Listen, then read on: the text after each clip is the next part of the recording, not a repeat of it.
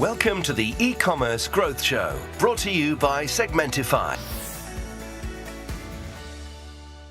Então vamos lá, pessoal. Muito bom dia ou boa tarde para quem está aqui na Europa, quem está na China, boa noite, talvez. Quem está falando é o Carlos, eu sou o fundador da Evolve. E a gente tem mais um episódio hoje do E-Commerce Growth Show e hoje com o grande Eduardo Terra. Talvez, acho que a principal voz de especialista em varejo no Brasil. O Eduardo ele é presidente da Sociedade de Varejo e Consumo, conselheiro de empresas e palestrante.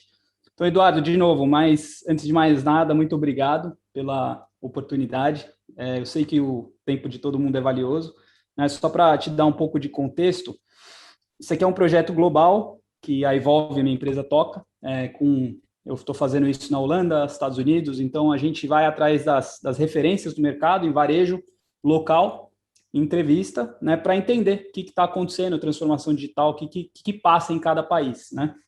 E como eu te falei, o upside de participar disso aqui é que você vai entrar numa comunidade global, aí como... Conhece o Brian Solis? Ele participou também, então tem o pessoal muito legal participando. Cara, assim, olha, eu olhei sua experiência no LinkedIn, eu não sei nem por onde começar, né? Conselheiro de pelo menos 11 empresas, sócio da BTR Varese, embaixador da Escola do Acon, eu também ajudo o Mariano aqui na Europa. Então, vamos começar pelo começo. Eu sempre tenho essa pergunta clássica, que é o Big Picture, né? Quem que é o Eduardo? Se puder falar um pouquinho da sua jornada e da sua paixão pelo varejo, como é que começa essa história? E aí a gente vai para a pancadaria, vai falar de transformação digital no Brasil em seguida. Tá. Bom, primeiro, obrigado pelo convite, parabéns aí pelo projeto. Eu costumo dizer que falar de varejo, de digital é a minha paixão. Conhecimento é feito para a gente poder compartilhar, né, melhorar as empresas, a vida das pessoas. Então, se a gente puder fazer isso um pouquinho aqui, cumprimos aí com o nosso papel, né? Quem é o Eduardo, brevemente, né? Eu estou há 25 anos, 26 agora, né? Trabalhando com varejo, com transformação digital.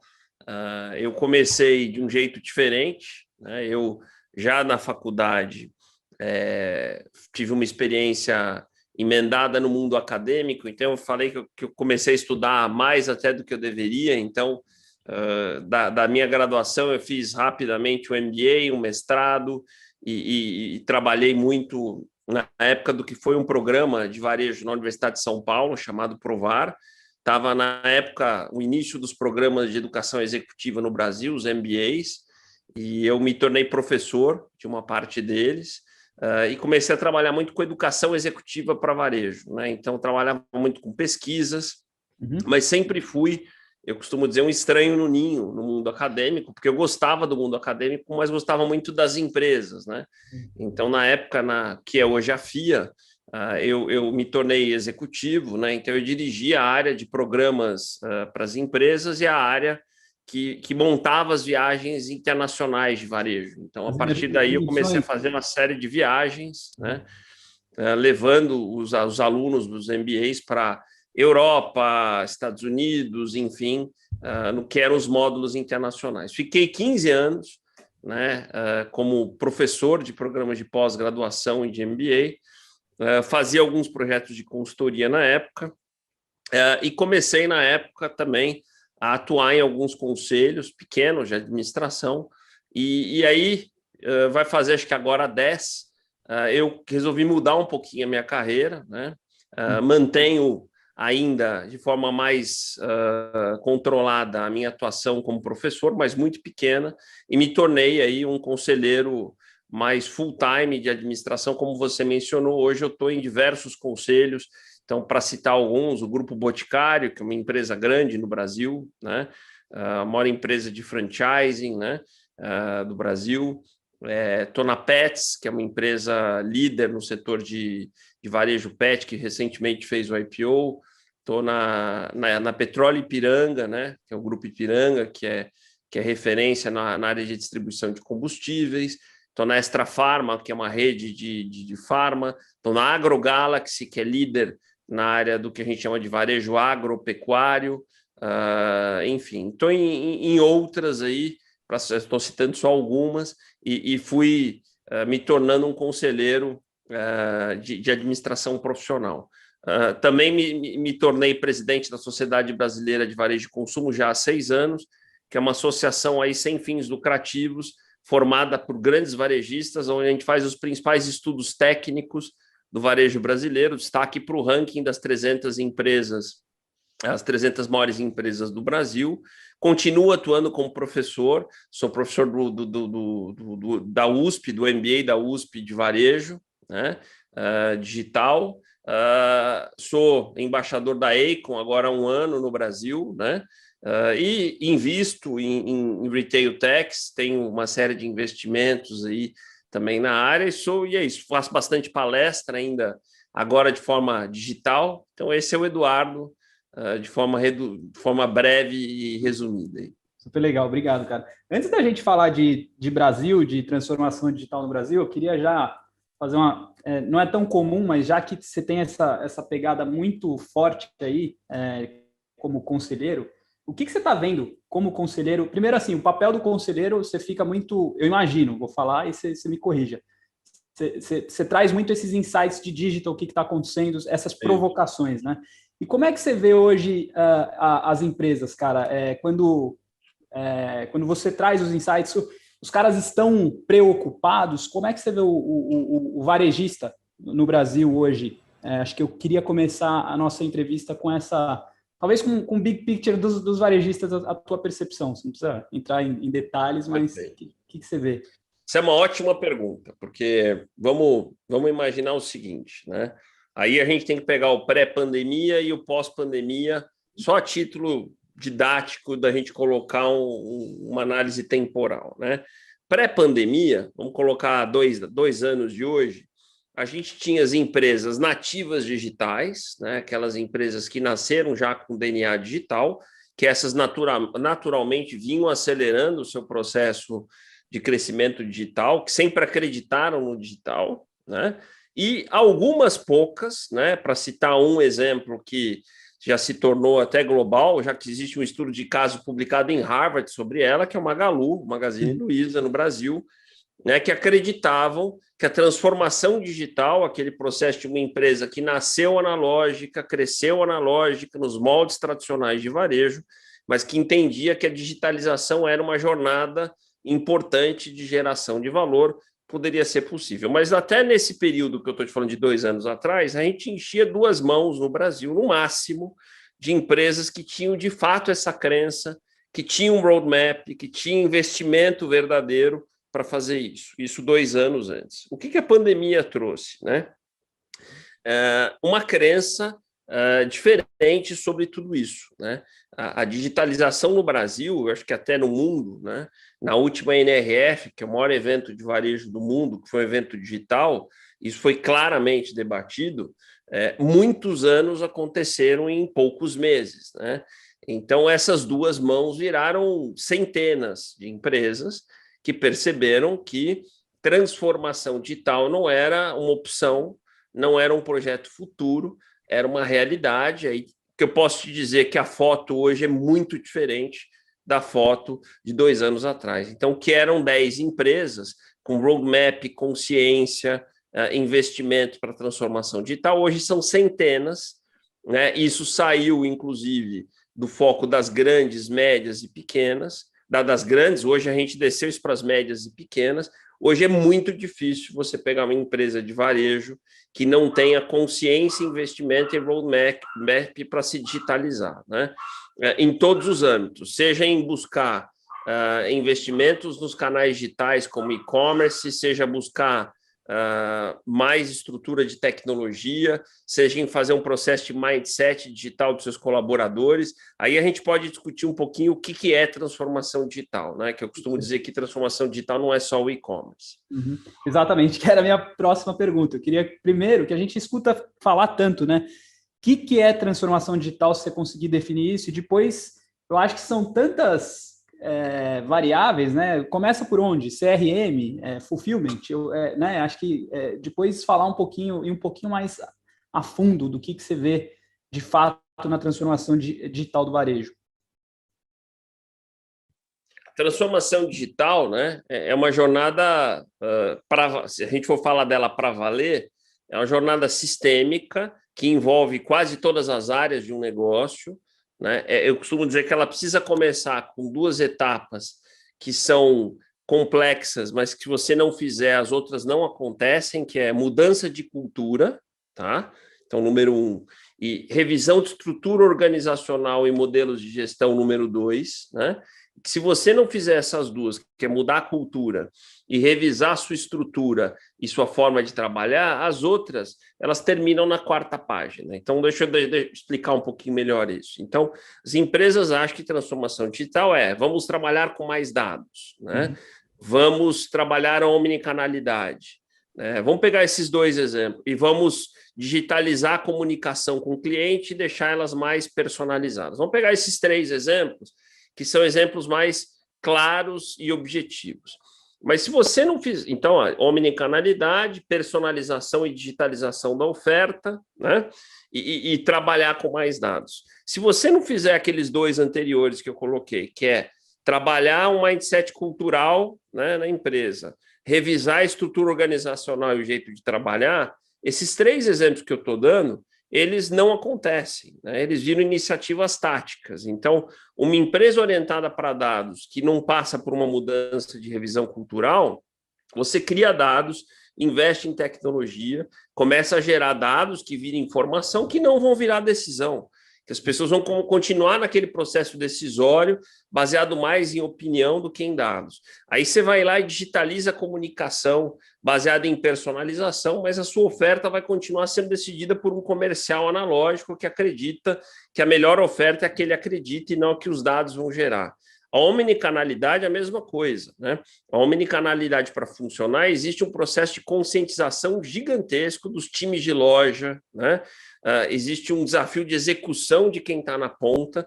Se você não trabalhar cultura, mudança de processo, etc., não acontece. Então, é um quebra-cabeça que não é simples, né? Além disso, tudo que eu coloquei, e aí a gente pode dar vários exemplos disso no Brasil, tem uma mudança que é a parte nada sexy, tá? Nada gostosa de fazer, que é a mudança de infraestrutura de tecnologia, né? E aqui eu gosto de usar analogias para todo mundo entender. As empresas tradicionais, analógicas, elas vêm de estruturas ou de infraestruturas de tecnologia, né?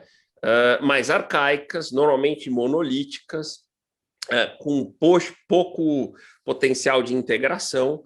E aí, quando você começa a transformação digital, você começa a ver uma série de aplicações, né, que acelerariam a sua digitalização. Aplicações de CRM, de e-commerce, uma startup que pode ser bacana de você se conectar. Quando você começa a olhar isso, e é legal ver a ponta, né? Pô, tem uma empresa aqui bacana, se a gente se conectar a ela, vai funcionar. Enquanto você não fizer a lição de casa de revisar a infraestrutura, as respostas vão ser sempre a seguinte: o cara que está lá na frente é legal, mas vai levar 1 ano para a gente se integrar com ele e não sei quantos milhões de reais. Né? Porque a gente é complexo em termos de integração. Ou seja, enquanto não fizermos um trabalho de base, né, de repensar a infraestrutura de tecnologia do negócio, e esse é um dos exemplos que o Magazine Luiza fez com muita coragem, né? Sair de uma estrutura pesada, monolítica, para uma estrutura baseada em microserviços, leve, aonde qualquer coisa você integra em poucas semanas, com baixo investimento, e aí você sai voando. Então, imagina quem está nos ouvindo, Carlos, que imagina que oportunidades aparecem para todos, tá? De aplicações, de soluções. Parece uma coisa para você, na tua empresa leva poucas semanas e pouco dinheiro para integrar. No teu concorrente, que ainda não fez a lição de casa, leva 1 ano e muito dinheiro para integrar. Então, tá clara a diferença. Se der certo. Se der certo, né? Se der certo, às vezes nem roda. Perfeito, perfeito. Tá? Então, acho que esse é um capítulo, para concluir, da transformação digital, que quase ninguém tem coragem de fazer, porque não é rápido, não é barato, né? Exige coragem, né? Que é, de novo, revisar a parte de infraestrutura, é o chassi do negócio mesmo, né? E que poucas empresas, para te falar a verdade, fizeram. Então, acho que esse talvez seja um dos capítulos mais críticos aí da agenda.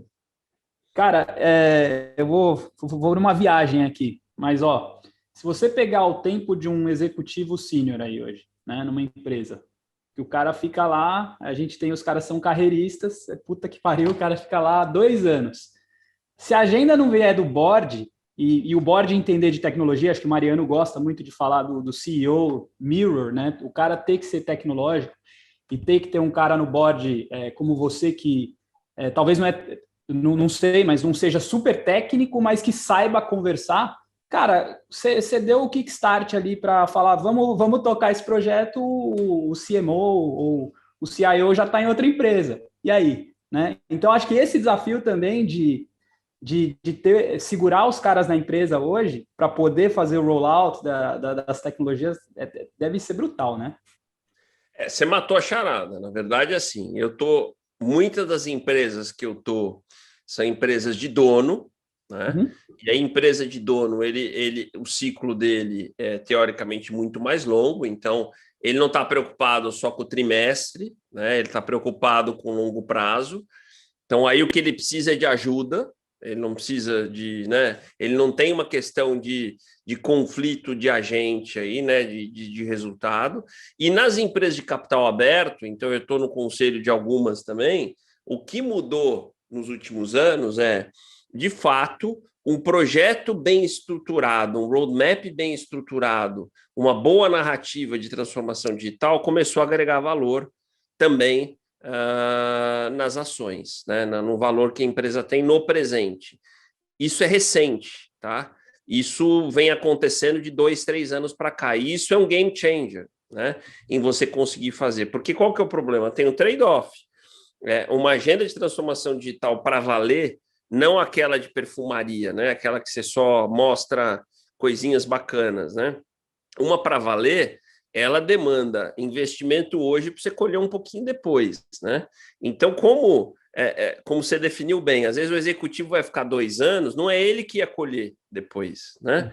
Então, nas empresas de dono, acontece porque o cara está olhando o futuro. Nas empresas de trimestre, que a gente fala, né? O que está acontecendo é o seguinte, é um ofensor de resultado, mas não é mais um ofensor de valor, né? Porque as empresas, principalmente listadas, e os IPOs explodiram, elas estão respondendo no preço da ação a isso, né? Quer dizer, as empresas sem narrativas de transformação digital, hoje elas não têm valor, elas precisam de uma narrativa verdadeira. Eu acho que os CEOs dessas empresas de trimestre, eles têm que fazer muita meditação transcendental para poder conseguir implementar essa visão de longo prazo e segurar o rojão, né, cara? Na pesquisa que vocês fizeram aí em parceria com a Oasis Labs, vamos falar dos investimentos, então, se você tiver os dados, tem um breakdown sobre os principais investimentos primeiro que houve um aumento de 87% durante a pandemia, né, na questão de investimentos e transformação digital. E aí vai lá, automação, treinamento de colaboradores, vocês têm um breakdown ali mais sobre exatamente o tipo de tecnologia, acho que falando desses investimentos. Então, são meios de pagamentos, análise de dados, soluções e logística. Você pode comentar um pouquinho sobre o que você viu aí nessas empresas de dono, nessas empresas de trimestre, nesses tipos de investimento? O que esse estudo confirmou, primeiro, é esse salto do volume de investimento dessa agenda, né? Que é um pouquinho do que eu coloquei, do que eram 2 mãos e viraram centenas de empresas, né? E mesmo quem já investia um pouquinho passou a investir muito, tá? Porque, de fato, percebeu que, primeiro, transformação digital é um exercício de você preservar o seu negócio, né? Segundo, que gera valor, né? Então, tem um exercício de defesa, tem um exercício de ataque aí, né? Segundo, o que a gente tentou mostrar é aonde está se investindo, né? E aí um pouquinho do que a gente falou antes. Basicamente, eu costumo dizer, existe investimento no back, né, que é lá atrás, que é infraestrutura, e existe investimento em aplicações, né? Aplicações, ora, em soluções de pagamento, né? Pagamento é uma atividade importante para o varejo, que normalmente ele era detrator de resultado, né? Então o varejo gastava uma parte importante do que ele gerava com pagamento, E hoje ele percebe que, se bem administrada, é uma área que pode trazer resultado e não comer resultado, né? Não é simples essa virada, mas ela é possível. Vide aí os ecossistemas que a gente tem no Brasil, Mercado Livre, B2W, a própria Magalu, Via Varejo, né, que estão olhando para pagamento como um grande profit pool, né? Hoje, Mercado Pago já é parte importante do ecossistema do Meli, né? Então, pagamento, que era uma linha de despesa, passa a ser uma linha de receita e de resultado para as empresas de varejo. Eu estou dando esses exemplos dos ecossistemas tradicionais, mas eles são válidos para os verticais, né? Então, a gente teve nos últimos 12 meses também, eu costumo dizer, que o nascimento daquilo que a gente vai ver crescer, que são os ecossistemas especializados ou verticais. Então, para citar especificamente, Raia Drogasil, que é líder na área do varejo farma, anunciou formação do seu marketplace e início do seu ecossistema com várias aquisições.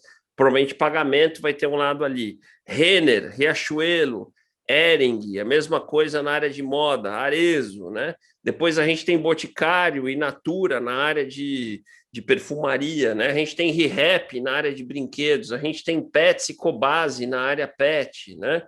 A gente tem Centauro na área de esportes. Então, a gente tem vários exemplos de ecossistemas se formando, verticais, e que também vão trabalhar e colher fruto de investimentos nessas áreas. A gente está falando de pagamento, mas uma outra área que está sendo muito atacada agora é logística, que também era uma linha de despesa e que está sendo visto já como uma linha possível de receita para quem for puxar a cadeia, né? Claro que a gente está falando de quem vai liderar ecossistemas, de quem vai participar de um. Cara, outra viagem, aqui rapidinho. Então, disso que você está falando, tá meio certo falar que está existindo pelo menos uma fintechização dessas empresas que são ecossistema. Eu gravei um episódio com o Jonas da Lojas Avenida, que os caras são gigantes, você deve conhecer, né? No interior. Aí ele não falou, eu estava provocando ele, falei, pô, vocês vão virar banco, todo mundo está virando banco no final do dia, né? De certo, quem tem uma carteira grande de clientes está olhando para isso, né? Uma Casas Bahia, todo mundo está replicando, sei lá.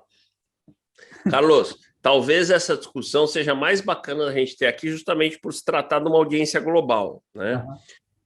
Tem uma parte da minha história que eu acabei esquecendo de contar. Eu sou sócio de uma empresa chamada BTR Varese, que a gente leva executivos para destinos onde o varejo está passando por grandes transformações. O principal deles é a China. Então, um pouquinho antes da pandemia, a gente estava fazendo 2, 3 missões por ano para lá, né? Então, eu fui algumas vezes para a China recentemente aí.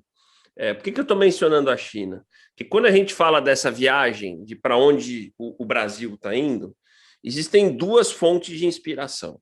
Tá? Os ecossistemas chineses, Alibaba, Tencent, né, JD, enfim, aonde as fintechs, tá? Aí a gente está falando de Ant Financial, né, com Alipay e WeChat com Tencent, foram absolutamente determinantes como alavancas para os ecossistemas crescerem e se tornarem relevantes. Então, quando você olha modelos chineses, eu estou falando de ecossistemas protagonistas, né?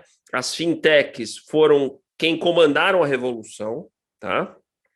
Só que quando eu vou para os Estados Unidos, né, onde a Amazon, né, eBay, né, são referências, a gente tem uma situação um pouquinho diferente. Todo mundo naturalmente conhece muito a Amazon. A Amazon não tem uma plataforma de pagamento, tá? Ela tem uma plataforma de fidelidade que é diferente. A grande aposta, e não dá para dizer nem aposta, a grande estratégia da Amazon de ter um ecossistema consistente, onde ela engaja consumidores, né? E a partir daí uma plataforma de tecnologia, que é a AWS, uma plataforma de logística, que são os Fulfillment Centers, e uma mega plataforma de conteúdo, entretenimento, mídia e de loyalty, que é o Amazon Prime, que tem incríveis 83% de penetração nas famílias americanas. E a Amazon não tem pagamento na sua equação. O eBay tem, né, através do PayPal, mas por um modelo diferente, que também não cresceu na proporção que a gente podia imaginar, né? O que eu quero te dizer é, seremos mais China ou mais Estados Unidos no Brasil, né? E por que os Estados Unidos, o que a Amazon fala sobre isso? É que nos Estados Unidos você tem soluções de pagamentos muito maduras, né, e muito bem definidas para o consumidor. Não existia uma oportunidade tão grande para que uma empresa de varejo se tornasse uma fintech. Diferente da China, onde não existia nada, né? Os bancos chineses eram bancos pouco orientados para o consumidor, e o que deu espaço para o crescimento dessas mega fintechs, né, que deram origem ao que eu já falei. A pergunta é, quem é o Brasil nessa história? Eu acho que o Brasil está um pouco no meio do caminho. O Brasil, sim, tem soluções maduras de pagamento, de crédito, mas também tem oportunidades, vem dando oportunidades para fintechs. Acho que nós vamos ser um pouco de um modelo híbrido entre o que foi China e Estados Unidos, já é, senão a gente não teria sucessos como é o Mercado Pago, como é o AME Digital, né, como é o Banqui da Via Varejo, né? Então, o nosso modelo vai ser uma terceira via de modelos de ecossistemas. Então, sim, teremos uma fintechização, né, mas de um modelo que não é nem o chinês nem o americano. Super legal. Cara, é incrível essa conversa. E, assim, você tem os seus vídeos ali das tendências, né? Vamos falar um pouquinho disso, e tem uma galera aqui que trabalha com varejo. Eu queria que eles participassem, fizessem umas perguntas. Pessoal, tem uma oportunidade de ouro hoje, mas vamos lá, vamos falar dos vídeos e aí a gente abre para pergunta e resposta. Bom, beleza. Então você fala ali. Quer que eu fale? Beleza, vamos lá. Tem as tendências, né? A primeira é a aceleração digital. Você lembra de todos os números? Claro. Então, primeiro convidar todo mundo aí a seguir. Eu tenho um canal no YouTube, tenho um podcast que é o Retail On Air, né? E eu tento colocar sempre esse conteúdo atualizado lá. O que eu tenho agora, que é a minha série mais recente do canal, é um trabalho que eu fiz de pegar o que foi a NRF, que é o maior evento de varejo do mundo, né, e tentar aterrissar ela para 6 insights, né, do que eu entendo pautam o varejo de 2021. Né? O primeiro insight, ele fala justamente do que a gente começou a falar aqui, que é esse processo de aceleração digital que o varejo mundial está passando, de muitos anos estarem acontecendo em poucos meses, né? Quer dizer, provavelmente nós estamos vendo agora, por conta da pandemia, um varejo que só aconteceria em 2026, 2027, tá? Acho que esse é o primeiro ponto, tá? O segundo insight fala de Customer Journey Changes. O que é isso, né? Mudanças profundas da jornada de compra do consumidor, né? Isso é super importante. Obviamente que os insights estão conectados, mas a forma, a dinâmica e a maneira com que o consumidor compra mudou radicalmente com a digitalização e com a pandemia. Na verdade, foram 2 vetores de mudança que fizeram profundas alterações, né? E aí não é só o canal, não é porque a gente está comprando mais online, é porque a maneira com que a jornada é como é que eu penso, como é que eu busco um produto ou um serviço. Tem 2 mudanças importantes. A jornada está mais digital e ela está invertida. Opa, invertida é uma palavra nova aqui. Deixa eu explicar o invertida.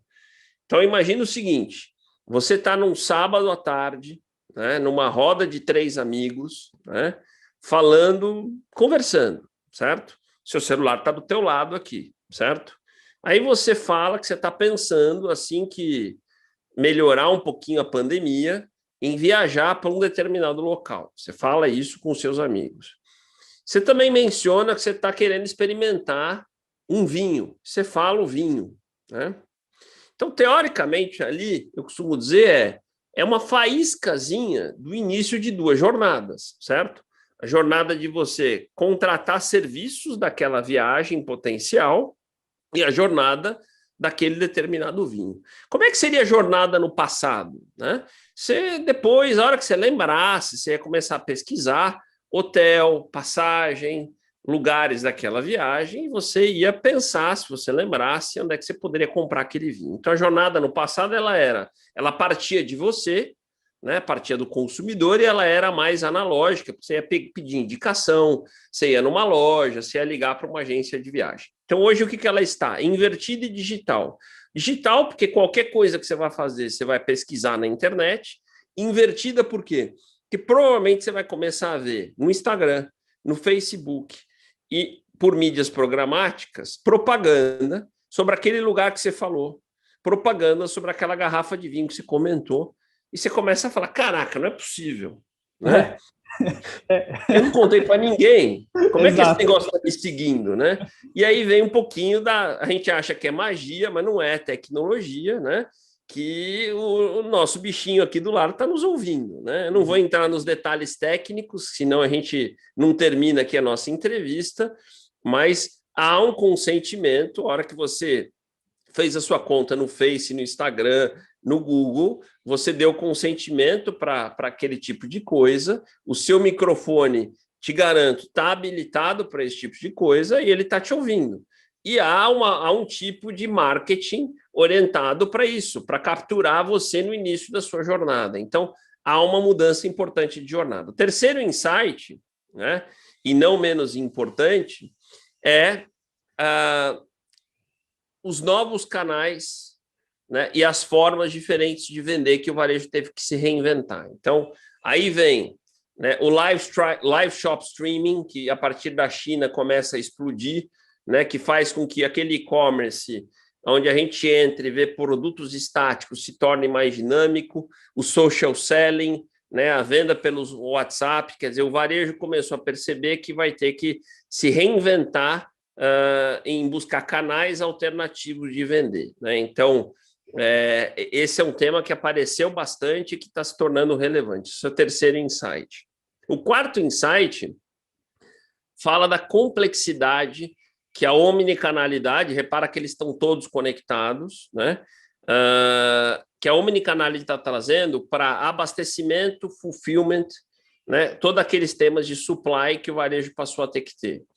Então, as soluções de varejo no passado, que era eu comprava de um fornecedor que me entregava numa loja, num depósito, né? Do depósito ia para a loja, o consumidor ia lá, comprava e estava entregue para ele.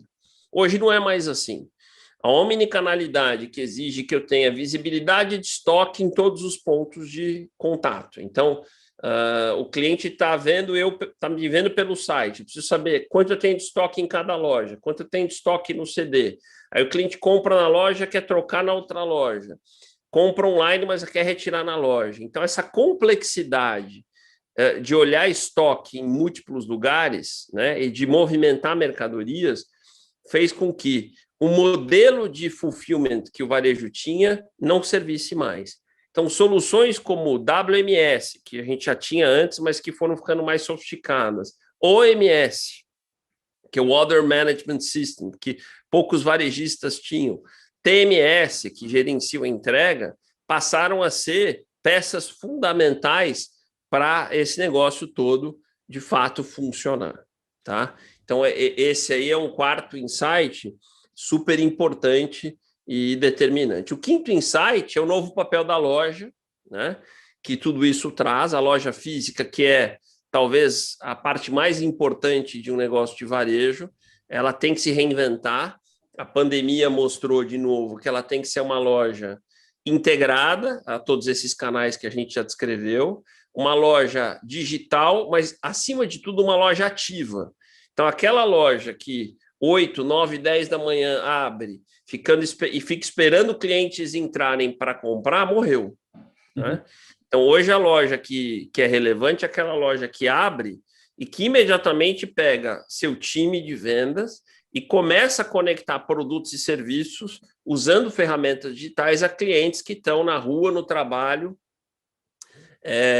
ou em casa, usando o CRM na palma da mão do vendedor, rede social, WhatsApp. Quer dizer, a loja não pode ser mais uma loja passiva, tem que ser uma loja com experiência, tem que ser uma loja integrada e ativa. E o último insight, para a gente concluir, são todos os temas ligados ao ESG, ao Environmental Social Governance, o varejo passou a ter que ficar muito próximo dos temas sociais, ambientais e de governança.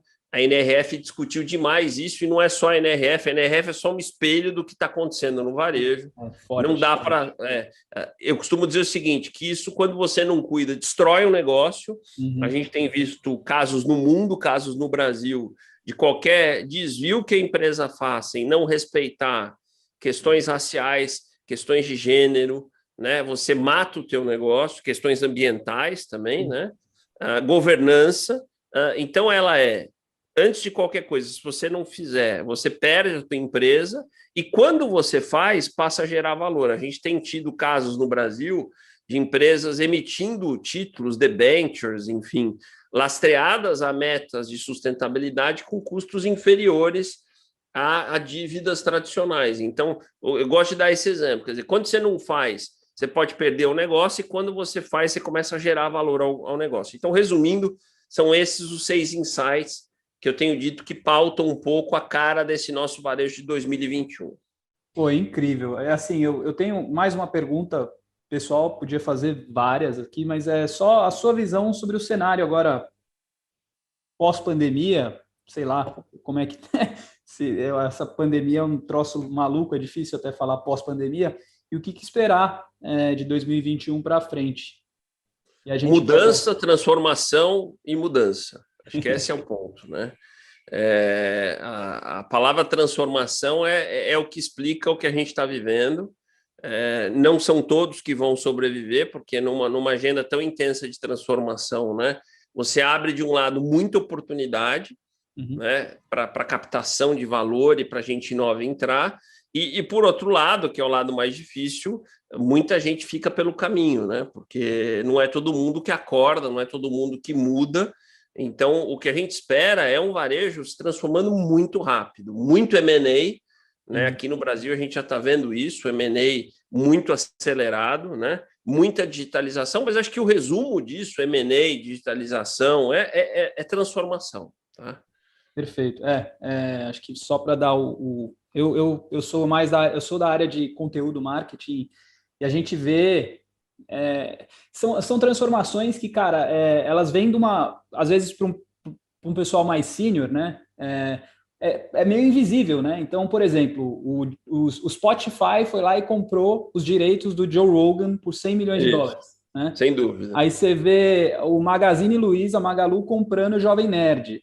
Aí você vê o HubSpot comprando o The Hustle, que são plataformas de conteúdo. E aí os caras, você fala isso para os caras não entendem, né? Que é um negócio que vem tipo upside down, ou vem do lado, né? Esses movimentos. Só que esses caras, eles controlam o que é a atenção, né, das pessoas. Eles entendem como controlar a atenção. Empresas de conteúdo entendem como controlar a atenção, às vezes nem monetizavam tanto, mas tem uma relação boa com o cliente, e esses caras estão sendo adquiridos. E, Carlos, então, para mim, essa é a próxima onda no Brasil, que já começou esse ano. As empresas vão precisar entender de que maneira eu mantenho a minha audiência proprietária. Conteúdo é um exemplo. Esse exemplo que você citou do Joe Rogan com o Spotify é brilhante, e a gente tem o nosso Joe Rogan. No Brasil, você tem um Flow Podcast que está virando... A audiência que eles têm é absurda. Eles saem de um negócio alternativo para um negócio mainstream muito rápido, né? O exemplo do Jovem Nerd, você tem a Centauro, né? Uma das aquisições da Centauro foi justamente o Desimpedidos, né? Que é uma plataforma grande de conteúdo no Brasil. Então, o movimento das empresas no Brasil, desses ecossistemas, sejam gerais, sejam especializados na direção do conteúdo, é interessante que isso começou faz menos de um ano, tá? Você não vai achar nenhuma aquisição, nenhum investimento na direção de mídia, de conteúdo, com menos de um ano, mas é o que você colocou. O caminho agora é esse. Super. Pessoal, eu vou abrir para pergunta e resposta. Assim, para os tímidos, vocês podem também colocar no chat. Eu gostaria que vocês aparecessem aí, mas tudo bem. Ó, tem uma primeira pergunta aqui que é do Eduardo. Ele trabalha no mercado têxtil, né, Eduardo? Pode fazer um joia aí. Isso. E ele está fazendo uma pergunta assim. Boa tarde, gostaria de obter... Ou bom dia, não sei, acho que é 10 e pouco aí. Gostaria de obter uma dica para uma startup para iniciar no mercado de luxo, criando uma marca sem herança e passado. Qual o ponto forte que poderia ser utilizado para compensar essa fraqueza? Perfeito. Eduardo, hoje o começo, né, principalmente para quem é nicho, tem que ser diferenciação. Tá? A proposta de valor tem que trazer alguma coisa diferente. Né? Tem algumas hipóteses para os possíveis de diferenciação. Diferenciação pode estar, nesse caso, na curadoria. Né? Curadoria pode ser uma alavanca importante e tem muita gente crescendo em moda, em luxo, por curadoria. E aí precisa ter a competência da curadoria embarcada no negócio, nem sempre isso é fácil. Né? Segunda, pode ser na tecnologia.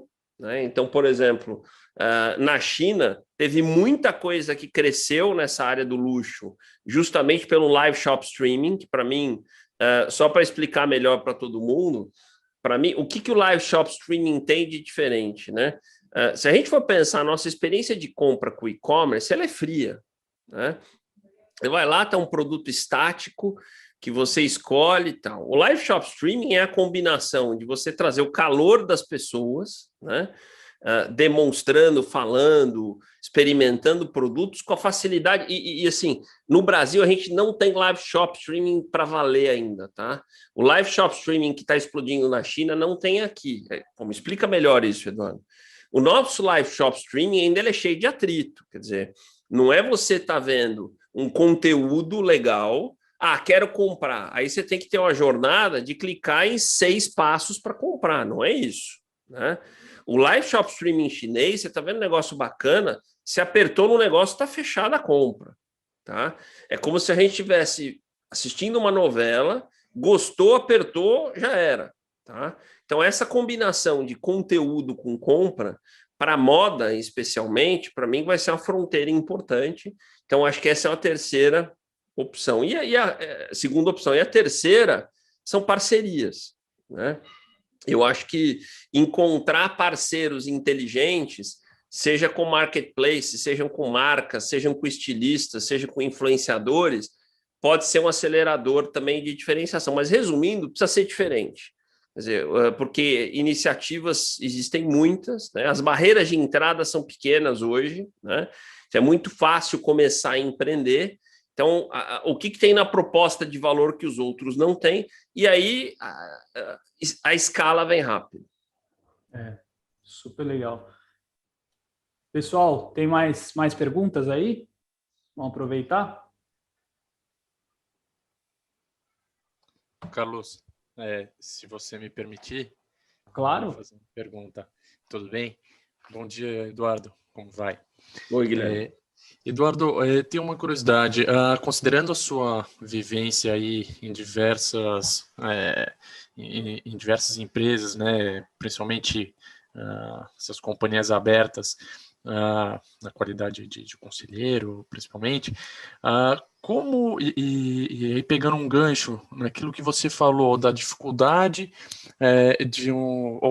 da necessidade de um processo de aculturamento por parte dos colaboradores, mas obviamente passando pelos administradores das companhias, como é que você tem visto vamos dizer, uma eventual resistência ou receptividade em relação aos desafios regulatórios, e aí pegando tanto a questão de ASD, mas também nesse processo de proteção de dados, que eu acho que vai muito, talvez, de certo modo, na contramão da evolução, né, do desenvolvimento do e-commerce. Tá, perfeito. Eu acho que a pauta do ISD ela atrapalha menos, tá? A partir da transformação digital, né?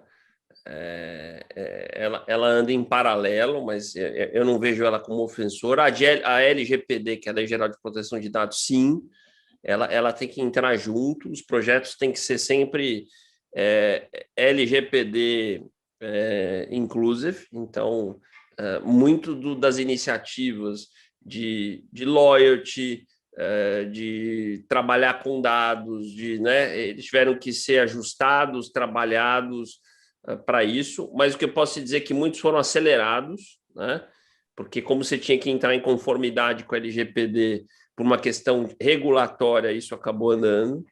Uma outra curiosidade em companhia aberta, já que você puxou a agenda, Guilherme, é a seguinte: investimentos digitais, eu vou usar até um trocadilho, apesar da palavra investimentos, eles são muito mais OPEX do que CAPEX, tá? Então, vamos fazer aqui uma analogia com investimentos em varejo. Pega um negócio que está acostumado a abrir X lojas por ano, tá? Numa companhia aberta. Loja sempre foi CAPEX, é investimento, uma companhia aberta é CAPEX, enfim, né? Sei lá, terreno, obra, tijolo, né? Quando você fala no digital, é pouco CAPEX, tá? Quase tudo é OPEX, porque, por exemplo, você vai acelerar o e-commerce, é mídia, né? Conteúdo, né? Claro que uma parte disso dá até para você caracterizar como investimento, como CAPEX, né? Mas isso às vezes não tem sido. Eu vou dar um outro exemplo. Em alguns dos conselhos, eu criei até uma metodologia para explicar assim. Eu tenho 3 casos que isso aconteceu. Imagina um varejista que, para abrir uma loja, ele estava acostumado a investir 20 milhões. Tá? Aí ele começa a vender pelo e-commerce e o sonho fala assim: meu sonho é fazer o e-commerce ser uma loja. Tá? Legal. Então, quanto vende a tua loja? A minha loja, a média, vende 5 milhões de reais. Então, você quer dizer que o teu e-commerce precisa vender 5 milhões. Tá bom. Um e-commerce para vender 5 milhões, no começo você investe pouco. Você investe, sei lá, 2 milhões de reais. Então, você não vai investir os 20, certo? Só que o problema é o seguinte, a equação é diferente. Você investe 2, mas você vai sangrar durante 1 ano e meio, certo? Porque o e-commerce é muita mídia no começo, é muita aquisição de base, etc. Então, todo esse prejuízo de 1 ano e meio, ele precisa ser contabilizado não como custos excessivos, não como prejuízo, mas como parte daquele investimento dos 20 milhões que você não fez para ter a loja. Depois de 1 ano e meio, você vai ter uma loja que vai faturar 5 milhões, que deu 1 ano e meio de prejuízo, que se você entender que aquilo é investimento, né? Talvez seja menos do que os 20 milhões de uma loja física, né? Mas o que eu estou querendo dizer é o seguinte: para você explicar, localizar isso na contabilidade, as pessoas entenderem, é um grande drama, né? Porque os números, o economics de uma coisa e de outra são muito distintos. Tá? Perfeito, obrigado. Vai lá, Nick. Oi. Prazer, Eduardo, obrigado. Conversa fascinante. Eu tenho dois vidas paralelos. Sou sócio fundador de Bacio di Latte, que foi produto super perishable, começando pouco consumável digitalmente, e estamos migrando. Em paralelo, fez outro projeto que é muito mais shelf-stable, que é projeto que se chama São Paulo Urban Distillery. Nós produzimos gin de altíssima qualidade na primeira destilaria urbana no centro de São Paulo. Eu fascinei com o teu comentário do live shops, não existe ainda em Brasil. Queria insight seu, se fosse era sócio de pequeno produtor, de gin muito bom, com uma marca muito bem feita, que nasceu exatamente no lockdown. Aí toda a experiência do Speakeasy era praticamente off-limits, ou toda a experiência de aprender mais sobre gin, visitar a destilaria também não pode nascer. Toda a burocracia brasileira demorou 1 ano para conseguir mapa, licença, funcionamento, etc. Já temos tudo.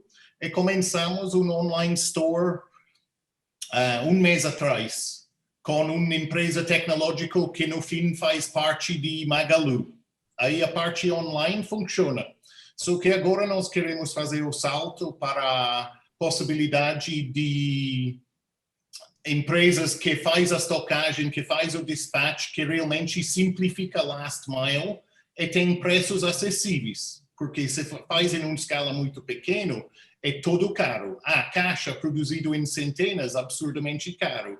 Se faz dispatch, poucos pacotes, absurdamente caro, e no fim o conta não fecha. E nós, na realidade, queremos aproveitar das eficiências de grandes, sendo um pequeno, sendo um pouco mais inteligente. O que você acha? Perfeito. Não, prazer, Nick. Prazer. Bela história isso. Os dois projetos também são fascinantes aí. Depois te paga a consulta em Gin. Que bom. Adoro Gin. E pelo que você está descrevendo, me parece incrível. O que você está descrevendo e faz todo sentido. O que você quer é uma solução de full commerce, não de e-commerce, né? Isso. O full commerce o teu negócio ser uma marca de gin, um produtor de gin, não se preocupar com tudo que envolve, porque as pessoas às vezes não imaginam que operar um e-commerce não é só vender, né? Você tem um processo muito complexo de operar uma loja, todo o marketing de performance dessa loja, o saque, a entrega, o fulfillment, né? Quer dizer, isso é complexo. Existem empresas, sim, que fazem não só a plataforma, né, que é a venda, mas fazem todo esse processo de full commerce, tá? Depois, se você quiser, pega o meu contato, eu posso te indicar 2 empresas que podem te ajudar nisso, tá? Outra coisa que eu acho que para você faz muito sentido, que eu acho que você tocou, o live shop streaming, para a experiência que você quer passar, de tentar reproduzir a ideia de visitar uma destilaria, né? Tem muito storytelling nesse teu modelo, né? Uma coisa aqui uma garrafa de gin, né? É difícil você passar essa narrativa, essa história, de uma maneira racional, né? Então, produtos que têm muito storytelling são os melhores produtos para um live shop streaming, né? Já existem várias empresas no Brasil com ideias de tentar fazer um live shop streaming piloto. Então, eu sugiro que você tente conversar com 2 ou 3, que o teu projeto é muito bacana, ele tem todas as condições de fazer um live shop streaming bem feito, que eu não tenho dúvida que uma live, né, bem divulgada, o que é você vai marcar numa sexta-feira, né, 6 horas da tarde, um live shop streaming no teu produto para uma comunidade e vai vender o gin ali. Aquilo fica, né, quer dizer, como se você fizesse uma ação de venda com a história, né, do seu gin para vender. E no teu caso, me parece que, inclusive, aquilo, se você não fizer nada muito promocional, que seja perecível, você pode deixar aquilo guardado, deixa aquilo no YouTube, enfim. Então, acho que é um produto que tem a cara de live shop streaming, tá? Perfeito. Muito bom. Depois te contacta no LinkedIn. Tá bom, perfeito. Falamos. Obrigado. Foi legal. Pessoal, última pergunta. Alguém tem mais alguma coisa? 1, 2, 3. Então, beleza. Bom, Eduardo, foi um prazer ter você. Queria te agradecer muito pela oportunidade, pelo tempo, novamente. Acho que, por último, é deixar seus contatos para quem quiser entrar em contato contigo. Aí, talvez colocar no chat, né? Se você quiser colocar o LinkedIn. Vou colocar aqui. Aqui é para o pessoal que está assistindo geral ou o pessoal que está aqui no... O pessoal que está no chat, e depois, quando eu divulgar, aí eu coloco no podcast tudo direitinho.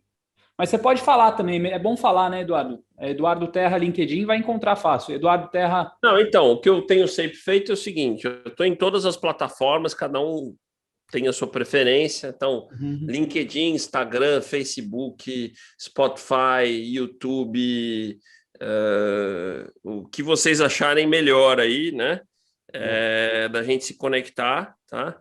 Depois passa para o pessoal que está aqui acompanhando também o meu WhatsApp, que acho que é mais fácil, tá, Carlos? Tá legal, perfeito. E, enfim, espero encontrá-los aí, a gente continuar essa conversa. Clubhouse também. Então, aonde vocês acharem melhor a gente se conectar. Legal. Pô, Eduardo, muito obrigado, cara. Valeu. Obrigado vocês, viu? Ótima conversa. Valeu, pessoal. Um Fiquem excelente bem dia. aí. Até logo. Tchau, tchau.